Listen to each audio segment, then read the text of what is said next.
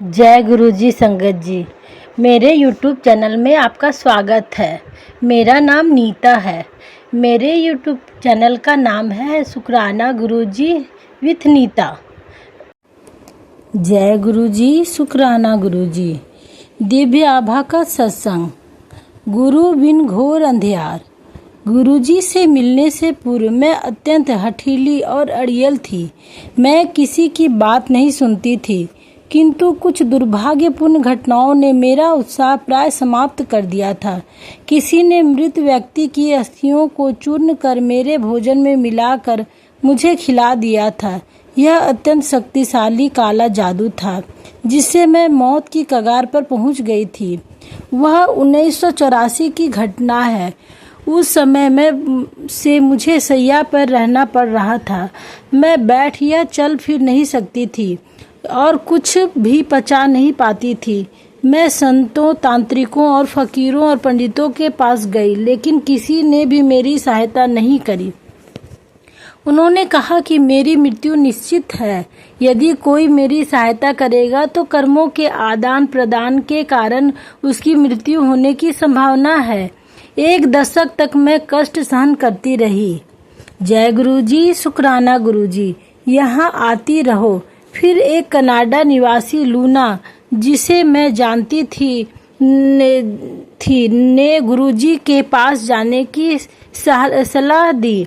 Luna प्रसिद्ध अभिनेता और निर्देशक स्वर्गीय हरपाल सिंह की पुत्री थी। उसने कहा कि यदि मुझ में आस्था हुई तो वह सहायता कर सकते हैं। अक्टूबर 1996 में जब उसने मुझे यह बताया कि वह अपने ससुराल में थी, मैं उसके माता पिता, जो गुरुजी के दर्शन हेतु पटियाला के पंचकुला आए थे, के साथ उनके मंदिर में पहुंची।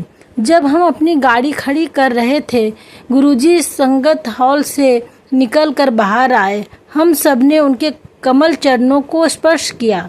लूना ने मेरा परिचय देना आरंभ किया था कि उन्होंने मुझे मेरे नाम से संबोधित कर कहा कि मेरे साथ बहुत दुराचार हुआ है। मुझे लगा कि वह सर्वज्ञाता है। गुरुजी ने मुझे अपने आसन के दाहिने ओर बिठाया और वह मेरा मस्तक देखते रहे, मानो मेरे भूत, वर्तमान और भविष्य के कर्मों को देख रहे हों। उन्होंने हमारी ओर घूरने वालों की अवहेलना करी। देखने में मैं विभत्स लग रही थी। मेरा शरीर और मुख सूजे हुए थे और मेरी आंखें बंद थी। 1 घंटे उनके पास बैठकर मुझे अपने चारों ओर दिव्य वातावरण का आभास हुआ।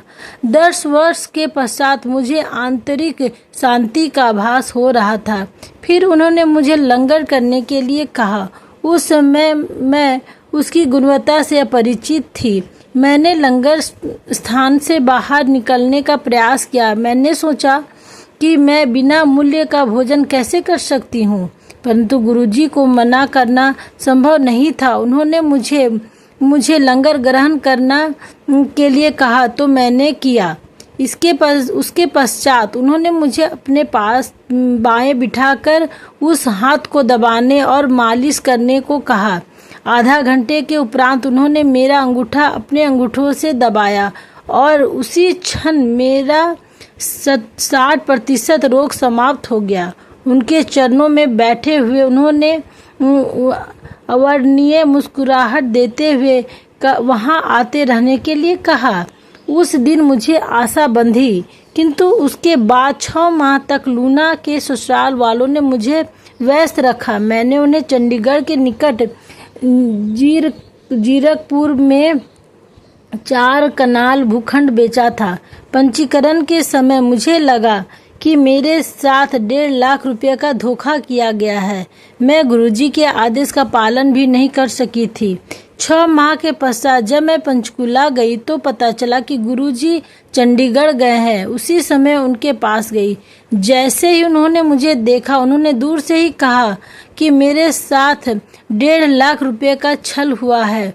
उनकी सर्वज्ञाता शक्ति पुनः सामने थी। उसके पश्चात मुझे 2 वर्ष तक शांत उपचार किया।